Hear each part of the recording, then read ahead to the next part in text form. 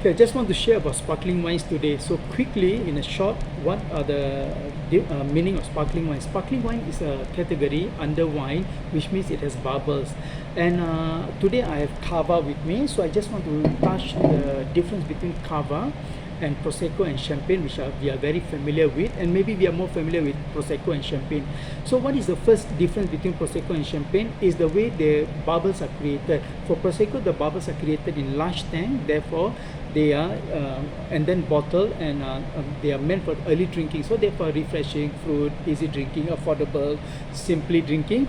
But in Champagne it's get more exciting because now Champagne, their bubbles are created inside the bottle, so it's a smaller space, and then the bubbles are tinier, finer, more refined, and also they require you to age a minimum of 15 months with when the yeast that are eating the sugar to produce the bubbles and alcohol, they are dying off. So when this is happening for a long period, so this is about 15 months for non-vintage champagne. So what happens is it creates you loss of let's say mainly buttery, almonds, pecan, nuts, creamy and refined, softer bubbles. This kind of texture is creating.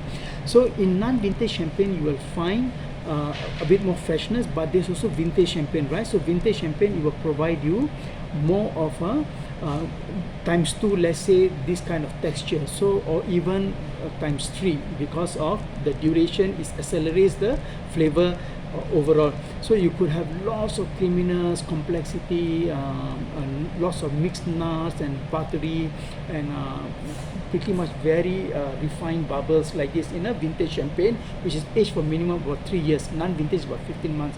Now Cava, this is Cava, I'm having both. So Cava is also produced in the method champagne. So what is the difference between now champagne method and Cava?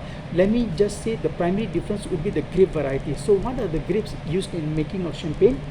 Pinot Noir, Chardonnay, and you might not be so familiar, but you would maybe know, is Pinot Meunier. So 3 grapes. Now what about Cava? What is the grapes in Cava? So they are Macabeo, Parellada and Xarel·lo. So these 3 grapes. So in context, if the methods between Cava and Champagne are the same, the difference is actually the grape variety. So you are tasting the same evolution if it's for vintage and non-vintage, and aging are about the same. So you are tasting, actually the difference is the grape. So whenever you pick, whether you want to buy a Champagne or you want to buy a Cava, so most importantly you are looking for the flavor differences. Of course you find Cava much more friendly price and all this, but that doesn't mean it's different from Champagne. It's the same method, but what is the difference is the fact that the grapes are different, so the flavors will be different. And whether you buy a non-vintage Cava and vintage Cava is going to be the same. So vintage Cava will always be aged much longer, at least about 3 years on the least in the bottle, right? So and then non-vintage Cava about 18 months. So which means to say it's similar to Champagne, but the grape variety difference in complexity according to the grapes, the complexity is also different. So therefore you'd want to try either Cava and Champagne, or one each, and then have fun with your friends. So anyway, this is for example 10 years age, so you can see it's very golden color and really looking great. So I'm already expecting lots of complexity.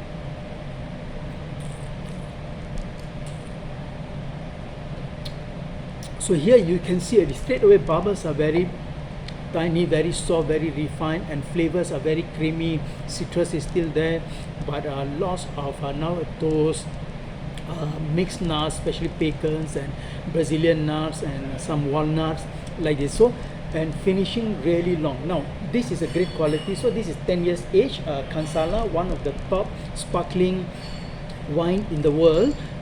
So method champagne. So all Cavas are the champagne method. So just remember that.